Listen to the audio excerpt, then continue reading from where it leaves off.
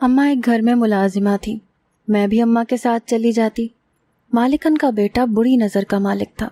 جب اس نے مجھے کمرے میں بلایا تو میں نہ گئی۔ اگلے روز مالکن نے کہا کہ میرے بیٹے کے کمرے میں جاؤ ورنہ چھٹی کرو۔ جب میں ڈرتے ڈرتے مالکن کے بیٹے کے کمرے میں گئی تو پھر میرے ساتھ میرا دل بہت بری طرح سے دھڑک رہا تھا۔ مجھے شامیر سے بہت خوف محسوس ہوتا تھا۔ میں جتنا اس شخص کی نظروں سے بچنے کی کوشش کرتی تھی، وہ نہ جانے کیوں اس جگہ پہنچ جاتا جہاں میں ہوتی تھی۔ بے شک وہ لوگ شہر میں رہتے تھے، لیکن جدی پشتی جاگیردار تھے، اور جاگیردار ایسے شوق رکھتے ہیں کہ گھر کی ملازمہ سے اپنا دل بہلا سکیں۔ میں اپنی والدہ کے ساتھ جب سے اس گھر میں ملازمت کرنے جا رہی تھی، میں نے محسوس کیا تھا کہ مالکن کا چھوٹا بیٹا شاہمیر مجھے ہی ٹکٹکی باندھ کے دیکھتا رہتا تھا۔ مجھے اس وقت بہت ڈر لگتا تھا جب مالکن مجھ سے شاہمیر کے کمرے کی صفائی کرنے کے لیے کہتی، کیونکہ وہ گھر پر ہوتا تھا، اسی لیے مجھے اکیلے اس کے کمرے میں جاتے ہوئے ڈر لگتا تھا۔ وجہ یہ تھی کہ جب میں پہلی بار اس کے کمرے میں صفائی کرنے گئی، اس وقت وہ LED پر نازیبا سی غیر اخلاقی فلم دیکھ رہا تھا۔ جیسے ہی میں کمرے میں آئی تو میری نظر اس LED پر پڑی تو میں نے فوراً سے نظریں جھکا لی اور کمرے کے دروازے میں ہی کھڑی ہو گئی۔ اس نے ایک نظر مجھ پر ڈالی، کہنے لگا، رک کیوں گئی؟ آؤ کمرے کی صفائی کرو۔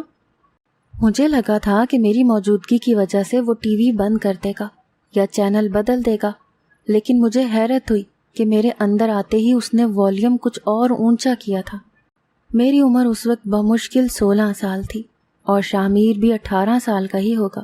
کالج میں پڑھتا تھا اور باقی کا دن گھر پر ہی گزارتا تھا۔ وہ ویسا ہی لڑکا تھا جیسے امیر گھرانوں کے بگڑے ہوئے لڑکے ہوتے ہیں۔ میں نے کمرے کا دروازہ پورا کھول دیا اور جھاڑو لگانے لگی، لیکن وہ مجھ پر یوں دھاڑا کہ میں کانپ کر رہ گئی۔ کہنے لگا، اندھی ہو تم؟ AC آن ہے اور تم نے کمرے کا دروازہ کھول رکھا ہے، کمرہ بند کر کے کام کرو۔ میں بے حد گھبرا گئی تھی، اسی لیے فوراً کمرے سے باہر نکل کر اماں کے پاس آ گئی۔ مجھے یوں گھبرایا ہوا دیکھ کر اماں مجھ سے وجہ پوچھنے لگی۔ میں نے کہا، مجھے اس شاہمیر سے ڈر لگتا ہے، میں اس کے کمرے کا کام نہیں کروں گی۔ میری یہ بات سن کر اماں نے مجھ سے کہا کہ تم برتن دھو دو، چھوٹے صاحب کے کمرے کی صفائی میں کر دیتی ہوں۔ اگلے چند روز امی ہی اس کے کمرے کی صفائی کرتی رہیں۔ ایک بار میں کچن میں برتن دھو رہی تھی جب وہ کچن میں آ گیا۔ مجھے دیکھ کر کہنے لگا، ایک گلاس دھو کر دو مجھے۔ لہجہ ویسا ہی تھا، سخت اور گھمنڈ سے بھرا ہوا۔ میں نے شیشے کا گلاس دھو دیا اور اس کی طرف بڑھا دیا۔ گلاس کے ساتھ اس نے میرا ہاتھ بھی پکڑ لیا۔ اس کی گرفت بھی میرے ہاتھ پر سخت تھی۔ کہنے لگا، میرے کمرے کی صفائی کرنے تم کیوں نہیں آ رہی؟ وہ میرے کچھ قریب ہو کر دھیمے لہجے میں پوچھنے لگا۔ میں نے کہا، میرا ہاتھ چھوڑیں ورنہ میں شور مچا دوں گی۔ میری بات سن کر اس نے پہلے تو تعجب کا اظہار کیا اور پھر میرا ہاتھ چھوڑ دیا۔ کہنے لگا، اگر کل تم میرے کمرے کی صفائی کرنے نہیں آئی تو دیکھو کیا کرتا ہوں میں تمہارے ساتھ۔ یہ کہہ کر وہ کچن سے باہر چلا گیا۔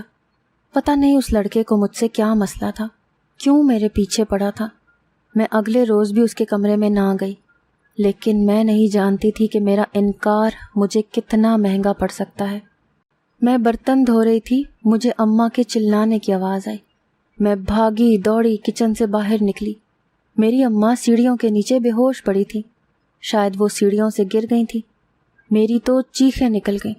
مالکن بھی وہیں پہنچ گئی، ڈرائیور کو بلا کر ہاسپٹل میں لے گئے۔ میں تو روئے جا رہی تھی۔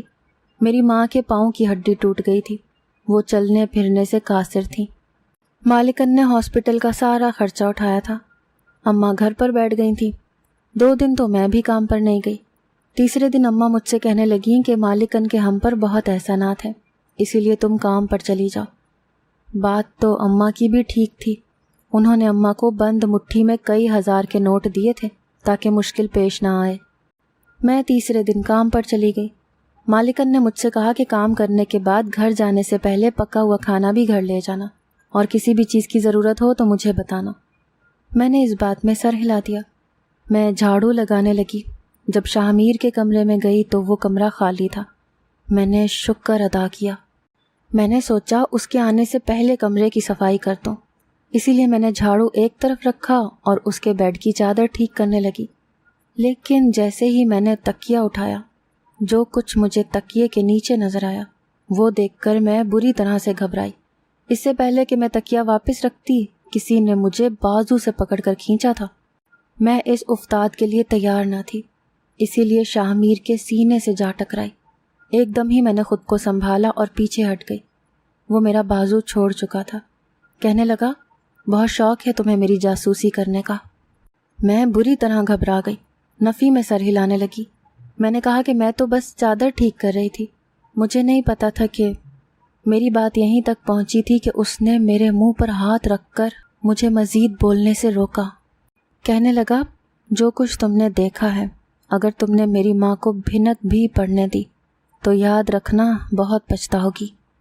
وہ میرے بے حد قریب ہو کر مجھے دھمکا رہا تھا۔ میں اس وقت خوف زدہ اور بدحواس تھی۔ میں نے کہا، میں کچھ نہیں بتاؤں گی۔ اس کے بعد وہ مجھ سے کچھ پیچھے ہٹا۔ کہنے لگا، ویری گڈ، بس ایسے ہی میری ہر بات مانتی رہو گی تو خوش رہو گی۔ چلو اب اپنا کام کرو۔ یہ کہہ کر وہ جوتوں سمیت ہی بیڈ پر آڑا ترچھا لیٹ گیا۔ میں جھاڑو لگانے لگی۔ جیسے ہی میں نے اس کا کمرہ صاف کیا اور باہر جانے لگی تو کہنے لگا، سنو لڑکی۔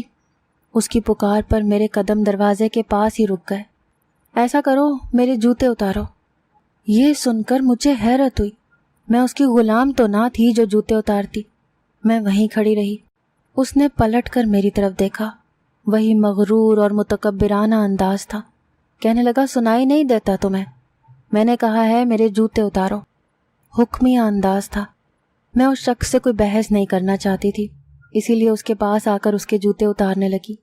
شاید امیر گھمنڈی لڑکوں کی عادت ہوتی ہے، غریب لڑکی کی بے بسی کو دیکھ کر ان کی انا کو تسکین ملتی ہے۔ میں نے جوگرز اتار کر ایک طرف رکھ دیے۔ وہ کہنے لگا، سنو، ادھر آؤ۔ ایک کے بعد ایک حکم تھا جو وہ مجھے دیکھ کر میرا صبر آزما رہا تھا۔ کہنے لگا، تکیہ ہٹاؤ اور وہ سگریٹ میرے پاس لے کر آؤ۔ اب وہ بیڈ کے کراؤن سے ٹیک لگا کر کہہ رہا تھا۔ اس کے تکیے کے نیچے میں نے ایک شراب کی چھوٹی سی بوتل اور نشے کے سگریٹ دیکھے تھے۔ مالکن بے شک اپنے بیٹے سے بہت محبت کرتی تھی، لیکن ایسی باتوں سے یقیناً نا واقف تھی، ورنہ ضرور روکتی۔ میں نے تکیہ پیچھے کیا اور وہ سگریٹ کی ڈبیا شاہ میر کی طرف بڑھا دی۔ وہ کہنے لگا، اس میں سے سگریٹ نکالو اور منہ میں رکھو، پھر لائٹر سے جلاؤ۔ یہ سن کر مجھے شدت سے غصہ آیا۔ میں نے کہا، یہ میں نہیں کر سکتی، یہ میرا کام نہیں ہے۔ میری بات پر وہ ہنسنے لگا۔ کہنے لگا، مجھ سے انکار کرنے کا مطلب سمجھتی ہو؟ اس کی بات پر میں نافہم سی تھی۔ وہ اٹھ کر کھڑا ہوا اور چلتے ہوئے میرے مقابل آ کر کھڑا ہو گیا۔ کہنے لگا، یاد ہے کچھ دن پہلے بھی تم نے میری بات سے اختلاف کیا تھا کہ تم میرے کمرے کی صفائی نہیں کرو گی، اور بدلے میں نے تمہاری ماں کی ٹانگ توڑ دی۔ یہ سن کر میں دنگ سی رہ گئی۔ یہ کیسی حقیقت تھی جس سے میں واقف ہو رہی تھی؟ یہ سن کر وہ ہنسنے لگا۔ کہنے لگا، سرف والا پانی میں نے ہی سیڑھیوں میں پھینکا تھا۔ تمہاری ماں سیڑھیوں سے ایسا پھسلی کہ سیدھا ہاسپٹل پہنچ گئی۔ اب دیکھو، آ گئی نا تم میرے کمرے میں۔ مجھے اس شخص کی گھٹیا سوچ اور گھٹیا حرکت پر افسوس ہوا تھا۔ میں نے کہا، آپ کو شرم آنی چاہیے، آپ نے اپنی انا کی تسکین کی خاطر میری ماں کو اپاہج کر دیا۔ میری بات پر وہ استہزائیہ مسکرایا۔ کہنے لگا، ملک شاہ میر کو کوئی انکار کرے تو اس کو میں کہیں کا نہیں چھوڑتا۔ چلو شاباش، اب سگریٹ میرے منہ میں ڈالو اور لائٹر سے جلاؤ۔ اس نے دوبارہ سے کہا، غریب ہونا شاید بہت بڑی آزمائش ہے۔ یہ امیر لوگ بھی غریبوں کی چند ضروریات کو پورا کر کے انہیں اپنا غلام سمجھتے ہیں۔ میں نہیں جانتی تھی کہ اس بار میرا انکار مجھے کس مصیبت میں مبتلا کر دے گا، لیکن میں وہاں سے چلی گئی۔ گھر آ کر بھی مجھے رات بھر سکون سے نیند نہیں آئی۔ مجھے لگا شاید اب ہماری نوکری چھٹ جائے گی۔ شاہ میر کی بات سے میں نے انکار کیا تھا، یقیناً وہ بدلے میں یہی کرے گا۔ اگلی صبح میں ڈرتے ڈرتے کام پر گئی تھی، لیکن سب کچھ معمول کے مطابق ہی تھا۔ میں کچھ پرسکون ہوئی تھی۔ میرا بس تھوڑا سا ہی کام رہ گیا تھا کہ جب مالکن شاہ میر سے کہہ رہی تھیں کہ وہ اپنی بہن کے گھر جا رہی ہیں، کل صبح ہی واپس لوٹیں گی۔ وہ بھی ان کے ساتھ چلے، لیکن وہ انکار کر رہا تھا۔ جب مجھے یہ معلوم ہوا کہ مالکن جا رہی ہیں تو میں نے جھٹ پٹ اپنا کام نمٹایا تاکہ میں ان کے جانے سے پہلے بنگلے سے نکل جاؤں۔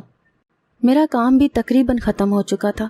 میں بھی مالکن کے ساتھ ہی باہر نکلنے لگی جب شاہ میر نے اپنی ماں سے کہا کہ امی میں باورچن کے ہاتھ کا کھانا نہیں کھاؤں گا، اس لڑکی سے کہو کہ میرے لیے کھانا بنا کر جائے۔ یہ سن کر میرا دل یکبارگی سے دھڑکا تھا۔ مالکن کہنے لگی، رانی تم شاہ میر کے لیے کھانا بنا دو۔ میں نے کہا مالکن میں ضرور کھانا بنا دیتی، لیکن آپ کو پتہ ہے کہ میری اماں بیمار ہیں۔ مالکن نے شاہ میر سے کہا کہ وہ کچھ آرڈر کر کے منگوا لے، لیکن وہ نہیں مانا۔ مالکن مجھ سے کہنے لگیں کہ رانی میں نے اپنے بیٹے کی ضرورت پوری کرنے کے لیے ہی ملازمین رکھے ہیں، اب اگر اس نے تمہارے ہاتھ کا کھانا کھانا ہے تو بنا دو۔ کیا میں تمہاری ماں کے لیے اتنا خرچہ برداشت نہیں کر رہی؟ کھانا بنانے میں وقت ہی کتنا لگتا ہے۔ وہ مجھ پر اپنا کیا گیا احسان جتا کر چلی گئی۔ مجھے کھانا بنانے پر اعتراض نہیں تھا، مجھے شاہ میر پر بھروسہ نہیں تھا۔ ابھی کل ہی تو وہ مجھے دھمکی دے رہا تھا۔ میں نے جلدی سے کچن کا رخ کیا اور باورچن سے پوچھنے لگی کہ شاہ میر کیا کھائے گا۔ اس سے پہلے کہ باورچن کچھ بتاتی، شاہ میر کچن میں آ گیا۔ باورچن سے کہنے لگا، تمہاری چھٹی ہے، تم اپنے گھر جاؤ۔ یہ سن کر میری رنگت اڑی تھی۔ وہ باورچن کچن سے باہر نکل گئی۔ وہ مجھ سے کہنے لگا، کھانا میں نے کھانا ہے تو مجھ سے پوچھو، باورچن سے کیوں پوچھ رہی ہو؟ مجھے بریانی کھانی ہے، ساتھ میں شامی کباب اور فش بھی فرائی کر لینا، اور میٹھے میں کسٹرڈ۔ وہ اچھا خاصا مینیو بتا کر باہر چلا گیا۔ میں جتنی جلدی سب کچھ بنا سکتی تھی بنا رہی تھی، لیکن یہ سب بناتے ہوئے بھی مجھے 2 گھنٹے لگ گئے تھے۔ مغرب بھی ہو چکی تھی اور اب تو اندھیرا بھی گہرا ہونے لگا تھا۔ مجھے گھر بھی اکیلے جانا تھا۔ میں نے سب کچھ بنا کر ڈائننگ ٹیبل پر سجایا اور اپنی چادر اوڑھ کر باہر نکلنے لگی۔ بنگلے کے کچھ ملازمین ہر وقت گھر پر موجود ہوتے تھے اور رہتے بھی بنگلے کے کوارٹرز میں تھے، لیکن اس وقت لاؤنج میں مجھے شاہ میر کے علاوہ کوئی نظر نہیں آ رہا تھا۔ شاہ میر کے والد اور بڑا بھائی زیادہ تر بیرون ملک میں ہوتے تھے، کبھی کبھی ہی پاکستان کا رخ کرتے تھے۔ میں نے لاؤنج میں جب کسی ملازم کو نہیں دیکھا تو تیز قدم اٹھاتی ہوئی لاؤنج کے بیرونی دروازے تک پہنچی۔ اس وقت تک شاہ میر ڈائننگ ٹیبل پر بیٹھ چکا تھا۔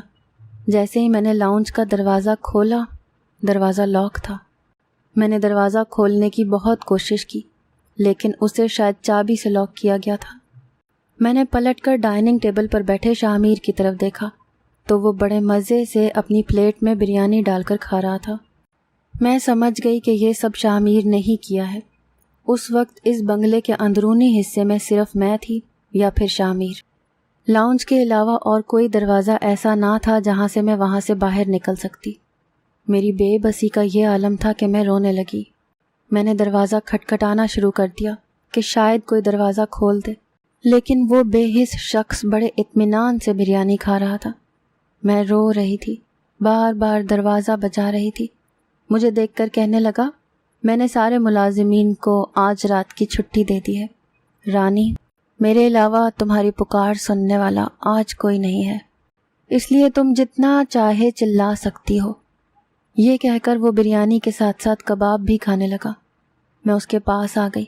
میں نے کہا، آپ پلیز یہ دروازہ کھول دیں، میری ماں پریشان ہو رہی ہوگی، رات ہو رہی ہے، مجھے میرے گھر جانا ہے۔ لیکن وہ شخص شاید اپنے سینے میں دل ہی نہیں رکھتا تھا۔ مجھ سے کہنے لگا، کہا تھا نا تم سے مجھے انکار مت کیا کرو۔ دیکھ لیا نا اس کا نتیجہ؟ وہ کسٹرڈ پیالی میں ڈالتے ہوئے کہہ رہا تھا۔ میری جان پر بنی ہوئی تھی۔ میں نے کہا، میں آئندہ آپ کی کسی بات سے انکار نہیں کروں گی، لیکن پلیز مجھے جانے دیں، میرے ماں باپ میری وجہ سے پریشان ہو رہے ہوں گے۔ شاید میری بے بسی کی آخری حد تھی کہ میں نے اس کے سامنے ہاتھ جوڑ دیے۔ وہ کہنے لگا، دیکھو رانی، بات یہ ہے کہ اگر کوئی میری بات سے انکار کرے تو مجھے اس پر غصہ بہت آتا ہے اور میں بدلہ لیے بغیر نہیں چھوڑتا، لیکن تم میری منت سماجت کر رہی ہو تو ٹھیک ہے۔ اس نے کسٹرڈ کھاتے ہوئے کہا۔ یہ سن کر میری جان میں جان آئی۔ میں نے اپنے آنسو پونچھے اور کہا کہ وہ چابی مجھے دے دیں۔ میری بات سن کر کہنے لگا، چابی بھی دے دوں گا، اتنی بھی کیا جلتی ہے، پہلے یہ برتن اٹھاؤ یہاں سے۔ سب ملازم تو جا چکے ہیں تو اب یہ کام تو تمہیں ہی کرنا پڑے گا۔ میں کوئی بھی بحث نہیں کرنا چاہتی تھی۔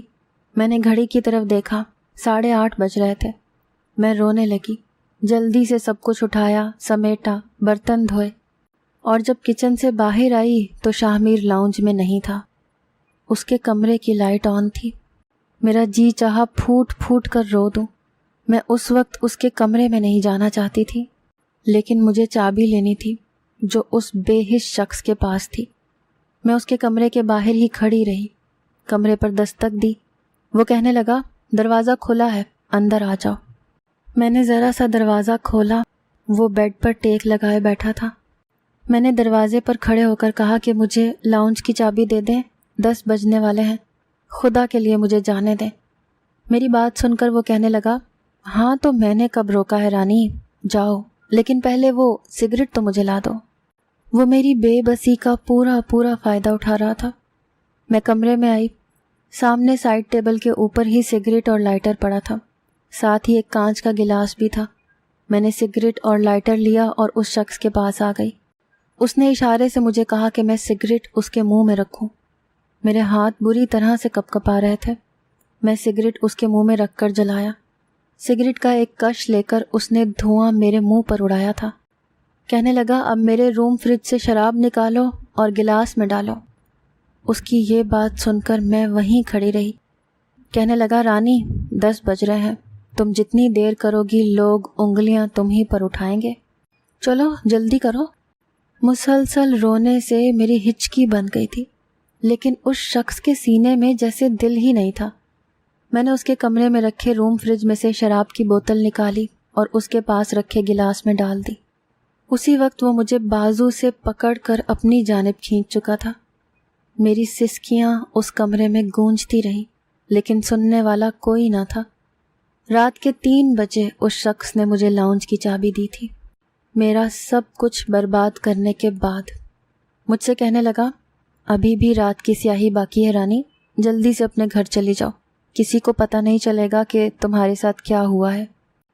اس کی بات سن کر میرا جی چاہا میں اس شخص کا قتل کر دوں، لیکن یہ شاید میرے اختیار میں نہ تھا۔ میں نے کہا کہ جیسے تم نے مجھے برباد کیا ہے، خدا کرے تم بھی برباد ہو جاؤ، تمہیں کبھی چین نہ آئے، تم روتے رہو، کوئی تمہارے آنسو پہنچنے والا نہ ہو۔ یہ کہہ کر میں نے چابی لی اور باہر چلی گئی، لیکن میں اپنے گھر نہیں گئی تھی، بلکہ میرا رخ مین روڈ کی طرف تھا۔ میں زندہ رہنا چاہتی ہی نہیں تھی، کیونکہ اگلی زندگی میرے لیے صرف بدنامی ہی لے کر آتی۔ اچھا تھا کہ میں کسی گاڑی سے ٹکرا کر مر جاتی۔ میرے ماں باپ بھی یہی سمجھتے کہ میں ایکسیڈنٹ کی وجہ سے مر گئی ہوں۔ میرے سامنے سے ایک تیز رفتار گاڑی آ رہی تھی۔ اس وقت سڑکیں سنسان تھیں، اسی لیے گاڑی کی رفتار بہت تیز تھی۔ جب وہ قریب آنے لگی تو میں اس گاڑی کے سامنے کھڑی ہو گئی اور اپنی آنکھیں بند کر لی۔ بڑی زور سے وہ گاڑی مجھ سے ٹکرائی تھی، اور پھر میرا سر کسی چیز سے بڑی زور سے ٹکرایا تھا۔ میں ہوش و حواس سے غافل ہوئی تھی، لیکن جیسے زندگی ہمارے اختیار میں نہیں ہوتی، موت بھی نہیں ہوتی، میرے ساتھ بھی یہی ہوا تھا۔ مجھے جب ہوش آیا تو میں ہاسپٹل کے کمرے میں تھی۔ مجھے اپنے بچ جانے کا افسوس تھا۔ میرے سامنے ایک بوڑھی عورت بیٹھی تھی اور اس کے ساتھ ایک نوجوان بھی تھا۔ میرے سر میں درد کی شدید ٹیسیں اٹھی تھیں۔ میں نے دونوں ہاتھوں سے اپنا سر پکڑ لیا تو احساس ہوا کہ میرا پورا سر پٹیوں سے جکڑا ہوا ہے۔ وہ عورت مجھے دیکھ کر اس نوجوان سے کہنے لگی، عامر، اسے ہوش آ گیا ہے، جاؤ جا کر ڈاکٹر کو بلا کر لاؤ۔ کچھ ہی دیر میں نرسیں اور ڈاکٹر بھی میرے کمرے میں آ گئے۔ مجھ سے میرے بارے میں پوچھنے لگے۔ میں کیا بتاتی، میرا ماضی داغدار تھا، اسی لیے میں نے کہا کہ مجھے کچھ بھی یاد نہیں ہے، میں کون ہوں، میرا کیا نام ہے، مجھے کچھ بھی یاد نہیں ہے۔ میں نے اپنی یادداشت کھو جانے کا ناٹک کیا تھا۔ وہ عورت مجھے اپنے گھر لے گئی۔ ایک چھوٹے 3 کمروں کے فلیٹ میں وہ اپنے بیٹے کے ساتھ رہتی تھی۔ میں انہی کی گاڑی سے ٹکرائی تھی۔ کافی نیک خاتون تھی، میرا بہت خیال بھی رکھتی تھی۔ جب میں چلنے پھرنے کے قابل ہو گئی تو خود ہی گھر کی ذمہ داریاں سنبھال لیں۔ اس کا بیٹا ایک نفسیاتی ڈاکٹر تھا۔ اسی فلیٹ میں ایک کمرے میں اس نے اپنا کلینک بنایا ہوا تھا۔ سنا تھا کہ اس کے ہاتھ میں بہت شفا ہے۔ اس نے کئی بار مجھ سے کہا کہ میں اپنے ماضی کے بارے میں سوچنے کی کوشش کروں، شاید مجھے کچھ یاد آ جائے، لیکن میں بھولی ہی کب تھی۔ جب بھی وہ یہ چاہتا کہ مجھے کچھ یاد آ جائے، میں سر درد کا بہانہ بنا دیتی، تو بڑی بھی اپنے بیٹے کو ڈانٹنے لگتی، کہتی کہ اسے یاد نہیں آ رہا تو کیوں اس کے پیچھے پڑے ہو۔ وہ کہتا، اماں، اس لڑکی کی یادداشت واپس آ سکتی ہے کیونکہ یہ سب کچھ نہیں بھولی۔ اسے کھانا پکانا اچھے سے آتا ہے، اسے سب پتہ ہے کہ کیا چیز ہے، کیسے پکاتے ہیں، ہر کام اسے کرنا آتا ہے۔ اس کا مطلب ہے کہ وہ سب کچھ نہیں بھولی۔ یہ سن کر مجھے اپنی غلطی کا احساس ہوا تھا، لیکن بہرحال میں نے اپنا ناٹک جاری رکھا۔ 1 سال بیت چکا تھا۔ بڑی بھی اب مجھ سے بہت مانوس ہو چکی تھی، اسی لیے اپنے بیٹے کو مجھ سے شادی کرنے کے لیے راضی کر لیا۔ سہارے کی ضرورت تو مجھے بھی تھی، میں نے بھی انکار نہیں کیا۔ یوں میری شادی عامر سے ہو گئی۔ عامر بہت اچھا انسان تھا، میں اس کے ساتھ بے حد خوش و خرم زندگی گزار رہی تھی۔ لیکن ایک دن وہ ہوا کہ میرے ہوش اڑ گئے۔ شام کی چائے میں اکثر عامر کو اس کے کلینک نما کمرے میں دینے چلی جاتی تھی۔ زیادہ تر اس وقت وہاں کوئی مریض نہیں ہوتا تھا۔ ایسے ہی ایک شام تھی جب میں چائے کا کپ دینے اس کے کمرے کے دروازے تک پہنچی، مگر اندر سے آنے والی آواز نے میرے پیروں کو وہیں منجمد کر دیا تھا۔ میں نے اسے برباد کر دیا تھا ڈاکٹر۔ وہ میری منت کرتی رہی، اپنی عزت کی بھیک مانگتی رہی، لیکن مجھے اس پر رحم نہیں آیا۔ میں اس آواز کو کیسے بھلا سکتی تھی؟ وہ شامیر تھا۔ دیکھیں مسٹر شامیر، آپ خود کہہ رہے ہیں کہ وہ لڑکی اب مر چکی ہے، اسی رات اس کا ایکسیڈنٹ ہو گیا تھا، تو کیوں آپ اس بات کو تسلیم نہیں کر لیتے؟ بھول جائیں اس واقعے کو۔ عامر اسے سمجھانے لگا۔ کیسے بھول جاؤں؟ بھلا ہی تو نہیں پا رہا۔ میں پچھلے 1 سال سے سویا نہیں ہوں۔ میں سونے کے لیے آنکھیں بند کرتا ہوں تو مجھے اس کی سسکیاں سونے نہیں دیتی۔ مجھے لگتا ہے وہ میرے سامنے ہاتھ جوڑے رو رہی ہے، کہہ رہی ہے مجھے جانے دو، میرے ماں باپ میرا انتظار کر رہے ہیں۔ اس کی آوازیں میرے کانوں میں ہر وقت گونجتی رہتی ہیں۔ مجھ پر نہ شراب اثر کرتی ہے نہ نیند کی دوائیں۔ میں سونا چاہتا ہوں لیکن وہ مجھے سونے نہیں دیتی۔ ایسا کرو ڈاکٹر، مجھ سے میرا حافظہ چھین لو، ورنہ میں پاگل ہو جاؤں گا۔ مجھے اس کی بد دعا لگ گئی ہے۔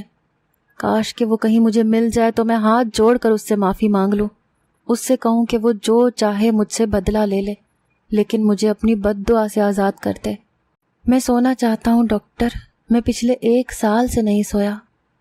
وہ بلک بلک کر بڑی بے بسی سے رو رہا تھا، اور مجھے خدا کی خدائی پر پختہ یقین ہو چکا تھا۔ میں بھی کیا بدلہ لے سکتی تھی جو میرے رب نے اس شخص سے لیا تھا؟ بے شک وہ اپنے مظلوم بندوں کی پکار کو سنتا ہے۔ میں وہیں سے پلٹ کر واپس چلی گئی، کیونکہ میں اس شخص کو کبھی بھی معاف نہیں کر سکتی تھی۔